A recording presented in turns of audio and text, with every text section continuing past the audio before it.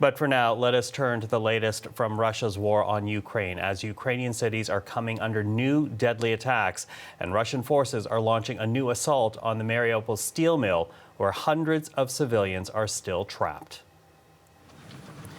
Now, take a look at this video. It comes from Russian state television, and it shows Russian troops attempting to storm the complex. Ukraine's deputy prime minister says women, children, and the elderly remain inside with Ukrainian forces. The Ukrainian president, Volodymyr Zelensky, is saying the new Russian attack violates an agreement to allow civilians to leave. The United Nations is leading the humanitarian rescue from the steelworks. UN officials confirming that the weekend effort did manage to get 101 people, including a 6-month-old baby, to safety. Ukrainian officials say they will try to organize another evacuation from Mariupol this morning. Now with that, let's go to the CBC's Ellen Moreau. She joins us right now from Irpin, a suburb of Kyiv. Ellen, good to see you. We're going to talk about your location in a moment. But first, let's talk about some Ukrainian cities right now as they're dealing with the aftermath from new Russian attacks. What do we know about that this morning? Well, there were several missile strikes in several Ukrainian cities last evening, Michael. In the western city of Lviv, multiple missiles fired at that city. It was the largest attack in Lviv since this invasion began. Power was knocked out to much of the city as a result of the strike.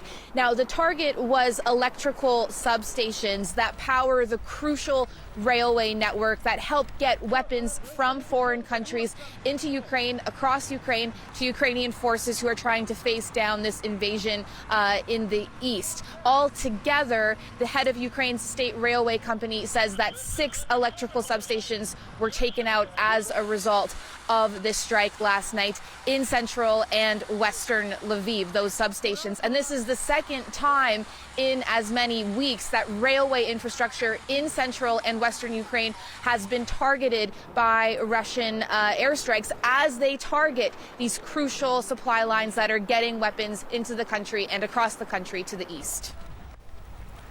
Now, Ellen, as we mentioned off the top, you're in a suburb of the capital that was the scene of heavy fighting between Russian and Ukrainian forces just a few weeks ago. What are you seeing now? Well, there is just devastation everywhere in this community, Michael. This is Irpin, one of those suburbs where there was fierce fighting between Russian forces and Ukrainian forces as the Russians tried to advance on the capital but were held back. We can show you some of the damage here.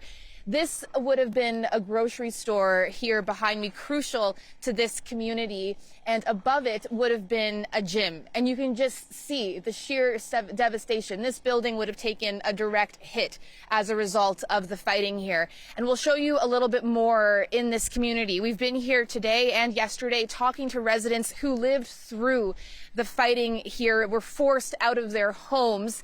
And take a look at what's left from those battles. That building also taking a direct hit, completely burnt out. We've been in some of the units inside these residences, Michael, and they're so heartbreaking. We've been with residents who've gone inside to try to salvage what they can, but everything is destroyed and burned out. We'll also show you some of the scars of the battle here that remain. We'll just get JF to pan down here.